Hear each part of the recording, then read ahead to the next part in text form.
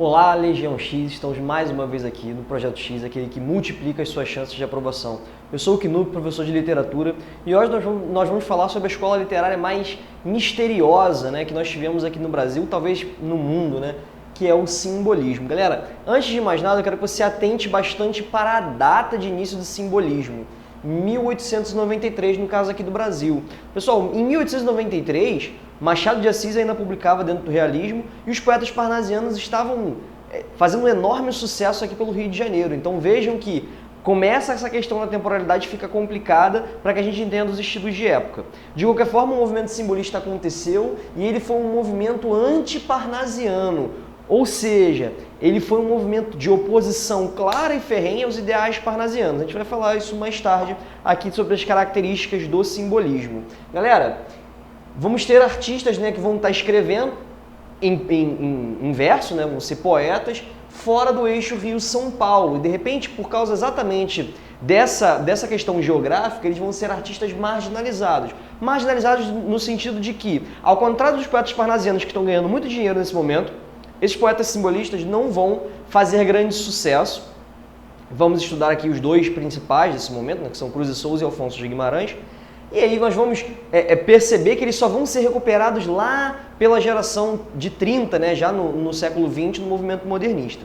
Pessoal, baseado nos poetas malditos, nos poetas podres franceses, Mallarmé, Baudelaire, esses poetas simbolistas vão partir da seguinte premissa: a arte pode apenas sugerir a realidade. Bom, isso aqui vai completamente de encontro a uma das principais características parnasianas, que é aquele descritivismo sobre o qual a gente falou. Lembra do vaso grego, o vaso chinês, A ideia de que ali está a realidade e eu consigo descrevê-la absolutamente de forma racional. Esse racionalismo não explica para esses simbolistas a questão humana, a condição humana, a nossa dor, o nosso sofrimento, as coisas que nós fazemos. A gente não age de forma apenas racional. E é a busca por isso, através dessa premissa, a partir, aliás, dessa premissa, que esses simbolistas a partir disso que esses simbolistas vão trabalhar. Então a ideia aqui, pessoal, é de resgatar o subconsciente ou até o inconsciente. Vamos lembrar que Freud, nesse momento, é um grande expoente da ciência e ele vai falar sobre a importância do nosso subconsciente, do nosso inconsciente, nas nossas ações.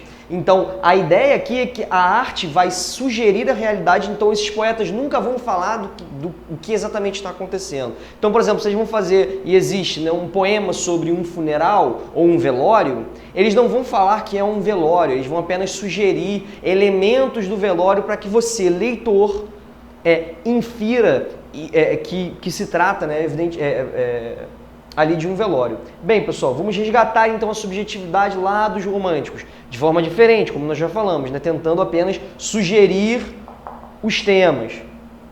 Vamos falar do mistério, da morte, da loucura. Temos um poema chamado Esmalha, que fala exatamente sobre a loucura, sobre os efeitos que a loucura pode causar no ser humano. A morte como algo que nos iguala, mas ao mesmo tempo que é inexplicável. O que vai acontecer depois? Essa preocupação, a ideia do sofrimento da nossa vida, o mistério da morte ligado ao sofrimento, mas também a ideia de reencontro. Como que a gente vive depois que alguém importante para a gente morre. Os poemas vão ser altamente musicais, musicalizados, digamos assim. Eles vão ter uma musicalidade muito interessante e vamos ter aí presença constante de metáforas e metonímias, gente? Já que a gente só pode sugerir os temas, a gente não pode falar aquilo que está acontecendo, a ideia do simbolista é trazer o leitor para que ele tente entender essa linguagem metafórica, esses jogos de linguagem que os simbolistas faziam muito bem. Presença muito grande de aliteração, de assonância, trazendo essa ideia de musicalidade para os poemas através de repetições de sons, sejam consonantais, sejam vocálicos, para sugerir, talvez, às vezes, barulho de vento, com a repetição da consoante V, ou às vezes sugerindo formas abertas com a presença de assonâncias. Pessoal, houve mais escritores simbolistas além desses dois aqui que a gente vai conversar agora.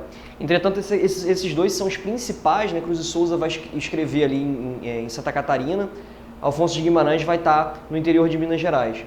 Cruz de Souza teve uma vida um pouco bastante sofrida, né? Seus filhos morrendo de tuberculose, enfim. Então a poesia dele é bastante pautada pelo sofrimento e por essa ideia da condição humana, né?